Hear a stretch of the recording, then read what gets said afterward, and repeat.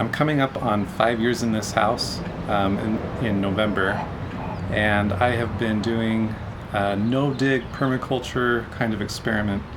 So for the greater part of the last 5 years, I'm going to share the photos. I actually grabbed them off Zillow of what my house looked like prior to when I moved in, and then I'll show some footage of what it looks like now. I have a feeling if you like lawns, you'll be pretty disappointed with what it looks like. But I have a feeling if you like permaculture or no-dig type gardens, you'll really enjoy what it looks like today. Let me know in the comments. These first two shots are of the front yard.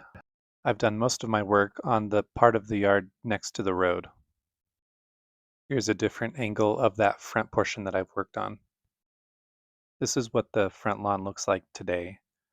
Over on the left side, I've got a blackberry patch. In the middle, I have a lot of ground cover. I have currants, and then to the right of that, I've got raspberries extending to that cherry tree. Beyond the cherry tree, I have an annual vegetable garden. Later in the video, I'll do a deep dive on what's going on up front, but this portion we left as grass so our kids would have something to play on. This is that same front yard. The blackberries are right in the foreground just for frame of reference, and you can see what it looks like today. All right, I'm going to give you a close-up tour now. I've been moving away from sprinklers toward more water-wise methods. So I've got that spigot installed, and I'm doing drip irrigation along a lot of this garden, especially on my blackberry patch where you can see that soaker hose. These blackberries are in their third year. I planted them as bare root triple crown blackberries, and they come back stronger year after year. This vine especially is really strong, so I'm really hopeful for the future. Not every plant is productive though. I've got lots of different grasses, lots of different ground cover, including this sweet woodruff. I also did the taboo, which is planting mint directly into the ground, and it's starting to spread and take hold. I've got things like vines as well. It's taken several years, but this vine is starting to shoot rapidly now. And this is the annual veggie bed covered in Swiss chard and sunchokes. I have some gooseberries. I've never had a bumper crop or anything, but they're fun and sometimes enjoyable to eat. This is a patch of fall gold raspberries in their second or third year, I believe, and they're right next to this heritage raspberry, also in their third year. Now for the side yard. I actually lost this peach tree shown in the photo, as well as that plum tree on the left. Now the transition. You can see we still have the two apple trees. I've added a few bushes, mostly Chinese privet.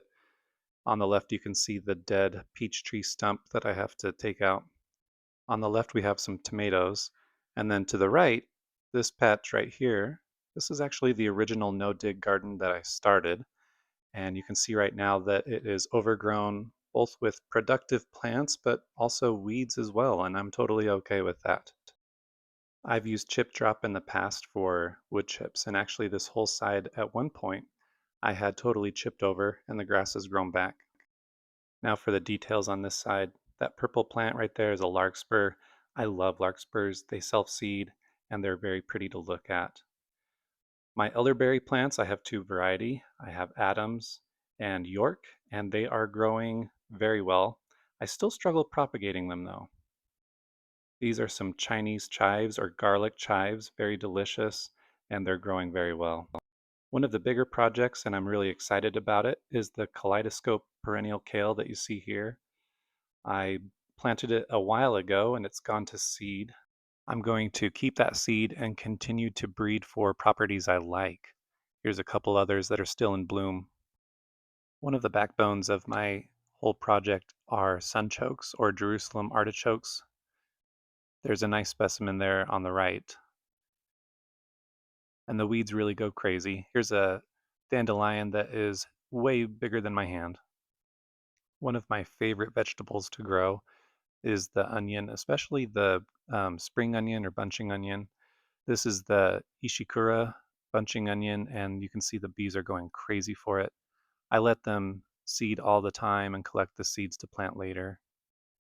One thing I really like about working with nature is that I don't use any pest control or anything like that. So I always find an abundance of insects in my garden. That's a good indicator of the soil food web. And speaking of the soil food web, here is an apex predator. I love that the permaculture methods I use give plenty of opportunities for my chickens to find bugs and insects in the garden. You can see her name's Madam. My chicken Madam is picking some bugs off one of the perennial kale plants. And this grass was, a year ago, 2 years ago, just not there. This would have been all wood chips. Here's me getting a little creative with my camera. I wanted to get a shot of her close up. So I'll talk about some of the design principles for my permaculture yard. Two of the big ones I get from Jeff Lawton, and that is for hot, dry areas in which I live. I live in Utah, which is pretty dry. We don't get a lot of rainfall. So those two methods are going to be shade. You need to introduce plenty of shade and mulch. As I mentioned, I use chip drop for mulch. I get a lot of chips through them, and I'm hoping to get to a point where I have enough comfrey that I can really leverage a chop and drop type method.